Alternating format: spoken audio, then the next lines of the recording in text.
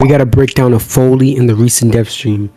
Her abilities are looking pretty off. For her first ability, she jumps in this puddle of ink and you can use it to move around, as well as when you jump in this puddle of ink, you are immune to status effects and you gain invulnerability. So that's pretty cool. Her second ability is basically the coolest one out of all of them. I can't even lie. So you can spawn a lot of different things, and you can spawn like explosives, life support modules, defense targets, and they all kind of work as they would inside of the normal game mode. So if you spawn an explosive, you shoot it, it blows up, it does damage to enemies.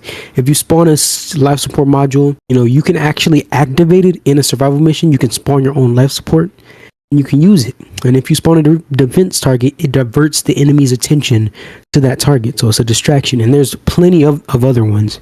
Like, it's really awesome. And you can also customize what the little icons look like. So you can go into this kind of like painting tool and you can do like a customization. I'm sure that won't be used in any bad ways. I'm sure nobody will get banned for making something very interesting. Yeah, definitely not. But we're going to move on to her third ability, which is pretty interesting. She spawns an ink clone of her, and it grows based off how many enemies you kill. And it gives you damage resistance as well. It's pretty interesting. You can have a gigantic clone of Foley. Pretty cool.